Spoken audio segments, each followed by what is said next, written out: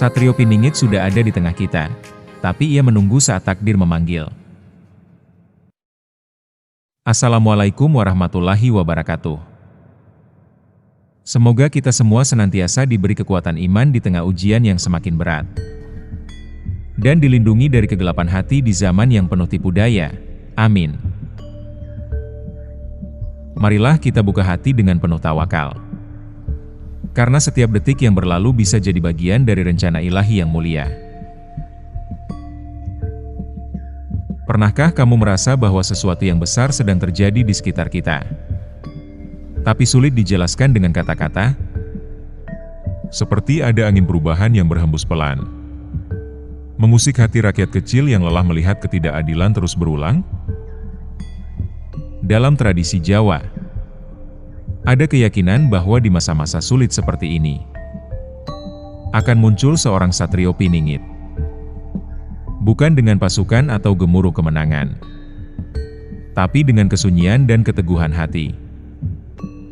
Ia bukan datang dari istana, melainkan dari desa yang paling terlupakan. Dari orang biasa yang punya keberanian luar biasa. Tapi pertanyaannya, apakah ia benar-benar akan datang di akhir zaman?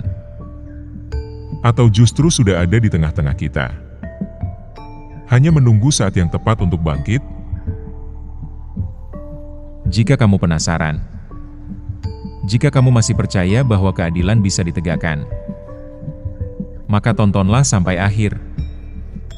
Karena mungkin kamu sedang menyaksikan babak awal dari sebuah takdir besar. Jangan lupa like, subscribe, dan nyalakan lonceng notifikasi, agar kita tidak ketinggalan saat kebenaran mulai bersuara. Seringkali, kita mengira Satrio Piningit adalah tokoh masa depan, sosok yang akan lahir di akhir zaman, di saat dunia hampir runtuh, lalu datang menyelamatkan. Namun, dalam tradisi Jawa, pandangan itu keliru. Satrio Piningit telah lahir. Ia bukan diciptakan nanti, melainkan telah menjalani ujian panjang, pengkhianatan, kesepian, pengasingan, dan luka yang tak terlihat. Ia adalah anak desa yang pernah diusir dari tanahnya. Ia adalah pemuda yang dipenjara karena berani bersuara. Ia adalah guru yang kehilangan pekerjaan karena menolak korupsi. Ia adalah ibu yang menangis karena anaknya tak bisa sekolah. Ia adalah petani yang melihat sawahnya dirampas oleh perusahaan besar. Ia adalah buruh yang bekerja 12 jam sehari, tapi tetap tidak cukup untuk makan. Dalam diri mereka, ada benih Satrio Piningit. Bukan karena mereka ingin menjadi pahlawan, tetapi karena mereka mengalami, menderita, dan tetap bertahan dengan hati yang utuh. Dalam kesunyian itulah ia tumbuh, bukan dengan gemuruh, melainkan dengan doa. Satrio Piningit bukan datang dengan bala tentara, melainkan dengan kesadaran rakyat yang bangkit. Ia tidak memimpin dari atas, melainkan muncul dari bawah, dari desa-desa yang sunyi, dari pasar-pasar tradisional, dari kampus-kampus yang ramai oleh diskusi, dari jalanan yang dipenuhi suara tulus. Dalam serat Pranitiwakya, disebutkan, Satrio Piningit tidak membawa bendera, tetapi membawa hati. Ia tidak berteriak, tetapi didengar oleh alam. Maka, pertanyaannya bukan, kapan Satrio Piningit datang? Tapi, apakah kita sudah siap mendengarnya? Ramalan Jawa bukan sekadar ramalan. Ia adalah cermin dari siklus sejarah, peringatan halus dari leluhur yang tahu bahwa manusia sering lupa. Dalam serat Jayabaya, Raja Jayabaya dari Kerajaan Kediri abad ke-12 menuliskan, ketika rakyat menangis, raja tertawa. Ketika kebenaran dikubur, legenda dihiasi. Maka dari timur akan muncul Satrio Piningit, yang membawa hati, bukan pedang. Mari kita renungkan. Apakah kita tidak sedang hidup di zaman itu? Rakyat menangis karena harga beras, minyak, dan kebutuhan pokok lainnya melambung, sementara pejabat tertawa dalam rapat yang diadakan di gedung ber-AC. Kebenaran dikubur oleh narasi media yang dikendalikan, sementara fiksi dibungkus sebagai fakta. Legenda palsu dibangun untuk menyelamatkan wajah kekuasaan, sementara rakyat dituduh sebagai pengacau. Dan di tengah semua itu, dari timur, dari barat, dari desa-desa, dari kampung-kampung, dari hati rakyat yang tak pernah menyerah, muncul gelombang kesadaran. Bukan dengan kekerasan, tetapi dengan keberanian bersuara. Demonstrasi bukanlah ancaman, melainkan gejala demokrasi yang hidup. Ketika rakyat diam, itu berarti mati. Ketika rakyat bergerak, itu berarti masih ada harapan. Tapi seringkali, respons kekuasaan justru memperkeruh. Gas air mata, pentungan, penangkapan massal, dan stigma perusuh menjadi jawaban atas jeritan keadilan. Padahal, mengapa rakyat harus rusuh jika suaranya didengar? Disinilah kita melihat, ramalan bukan hanya tentang masa depan, tetapi tentang kesadaran yang tertunda. Kita sedang hidup di zaman Satrio Piningit, bukan karena ia datang, tetapi karena kondisi yang disebut dalam ramalan telah terpenuhi. Dalam tradisi Nusantara, pemimpin bukan raja yang berkuasa, melainkan abdi dalem, pelayan rakyat. Istilah raja sendiri berasal dari ra, raja, dan ja, yang melayani. Jadi, raja sejati adalah yang melayani, bukan yang diberi pelayanan. Tapi lihatlah hari ini. Pemimpin lebih sering diundang ke pesta mewah daripada ke gubuk petani. Mereka lebih dekat dengan pengusaha daripada nelayan. Mereka lebih peduli pada citra daripada isi. Mereka lebih suka menutup mulut rakyat daripada membuka telinga. Padahal, dalam ajaran Islam, Nabi Muhammad SAW adalah pemimpin yang tidak pernah merasa lebih tinggi dari rakyatnya. Beliau makan bersama pengemis, menolong janda tua, dan tidur di lantai tanpa bantal. Dalam tradisi Jawa, Sultan Agung pernah duduk di sawah bersama petani, mencangkul tanah, dan berkata, "Aku bukan raja yang berkuasa, aku hanyalah penjaga tanah ini." Sekarang, kita melihat pemimpin yang takut basah kaki, takut kotor sepatu, takut berada di tengah rakyat. Mereka dikelilingi pengawal, mobil mewah, dan layar media yang selalu memuji. Mereka tertawa, sementara rakyat menangis. Dan ketika rakyat menangis, bukan hanya air mata yang jatuh, tapi juga kepercayaan, harapan, dan rasa keadilan. Dalam serat Sabda Jati, disebutkan, ketika hukum hanya untuk yang kaya, dan doa hanya untuk yang berkuasa, maka dari desa yang sunyi akan muncul seseorang yang tak pernah bersuara, namun suaranya akan menggemparkan istana. Suara itu bukan dari satu orang. Suara itu adalah gema kolektif dari jutaan hati yang terluka. Dan ketika suara itu bersatu, tak ada benteng yang bisa menahannya. Ketika rakyat marah, mereka turun ke jalan. Ketika rakyat frustrasi, mereka melempar batu. Ketika rakyat putus asa, mereka membakar mobil. Dan pemerintah pun merespons. Gas air mata, peluru karet, penangkapan massal, stigma perusuh. Tapi mari kita tanya, dari mana api itu berasal? Api tidak muncul begitu saja. Api muncul dari tungku ketidakadilan yang dibiarkan menyala bertahun-tahun. Dari kebijakan yang merugikan rakyat. Dari korupsi yang menggerogoti uang negara. Dari sistem yang memihak yang kuat dan menginjak yang lemah. Lalu, ketika api membesar, kita salahkan rakyat karena membakar? Ini seperti menyalahkan korban kebakaran karena rumahnya terbakar, padahal api itu berasal dari korsleting listrik yang sudah lama rusak. Api tidak bisa dipadamkan dengan api. Kemarahan tidak bisa dihentikan dengan kekerasan. Karena setiap kali kekerasan digunakan untuk membungkam, maka benih dendam baru akan tumbuh. Dalam adat Jawa, ada pepatah, "Sing sabar lan welas, bakal pinaringan krida." Yang sabar dan penuh kasih sayang, akan diberi kekuatan untuk memimpin.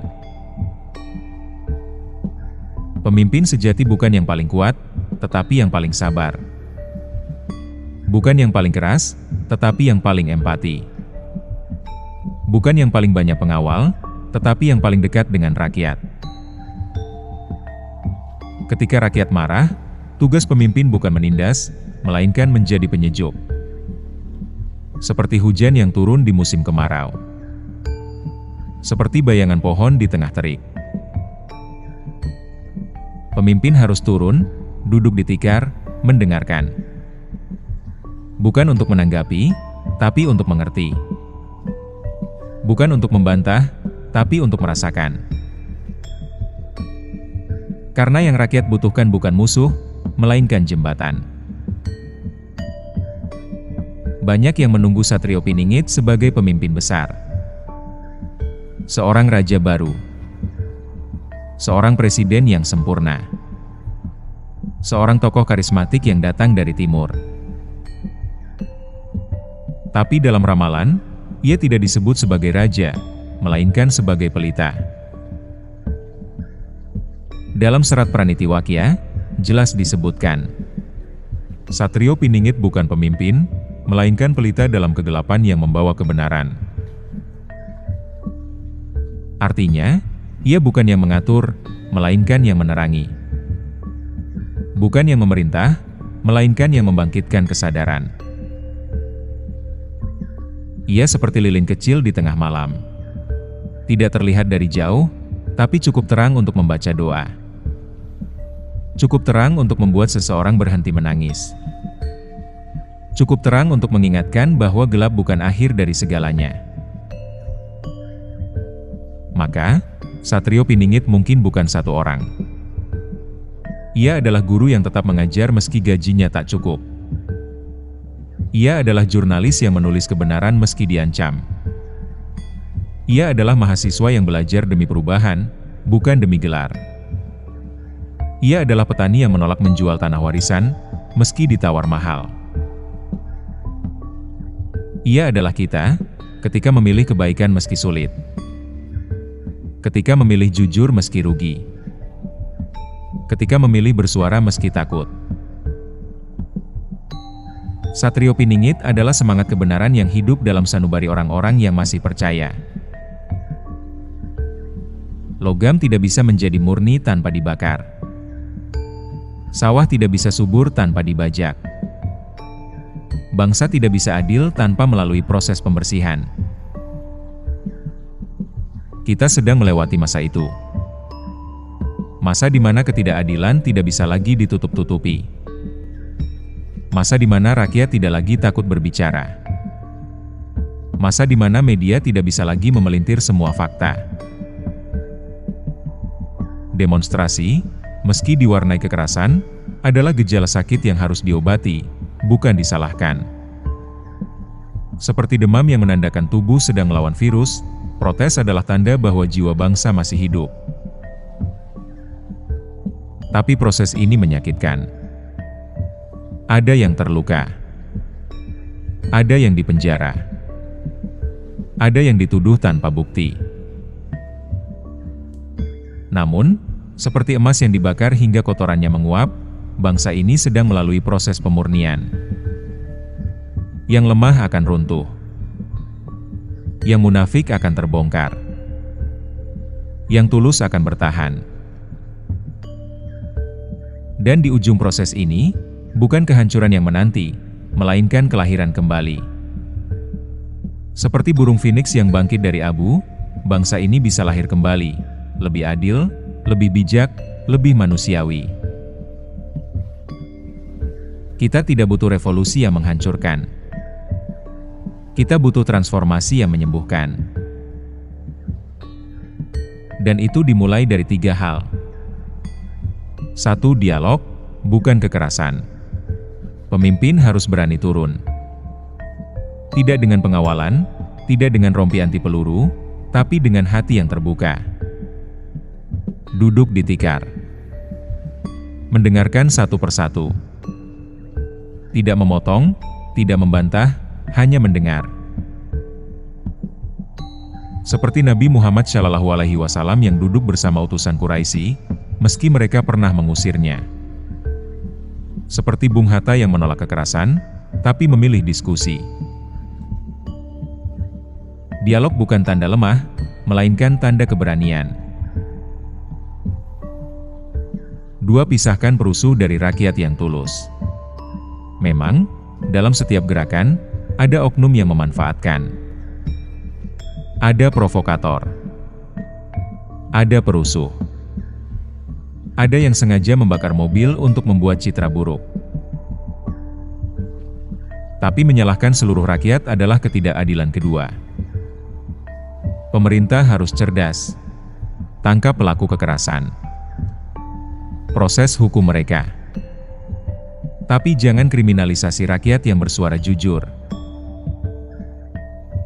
Karena ketika suara jujur dikubur, maka kebohongan akan berkuasa. 3. Pemimpin harus menjadi penyejuk, bukan pemadam api dengan bensin. Pemimpin bukan polisi. Bukan tentara. Bukan jaksa. Pemimpin adalah penjaga hati rakyat. Ketika rakyat marah, ia menenangkan. Ketika rakyat sedih, ia menghibur. Ketika rakyat bingung, ia memberi arah. Bukan dengan retorika, tapi dengan tindakan nyata. Turun ke desa. Dengar keluhan petani. Lihat langsung kondisi sekolah. Rasakan sendiri harga kebutuhan pokok. Karena pemimpin yang tidak pernah merasakan lapar, tidak akan pernah mengerti arti keadilan. Mungkin Satrio Piningit belum muncul secara fisik. Tapi ia sudah hadir dalam setiap doa yang tulus, dalam setiap aksi kebaikan yang diam-diam dilakukan, dalam setiap orang yang menolak ikut korupsi, dalam setiap guru yang tetap mengajar meski gaji kecil, dalam setiap jurnalis yang menulis kebenaran meski diancam. Kita semua bisa menjadi Satrio Piningit, jika kita memilih kebaikan meski sulit, jika kita memilih kebenaran meski tidak populer, jika kita memilih kasih meski dibenci.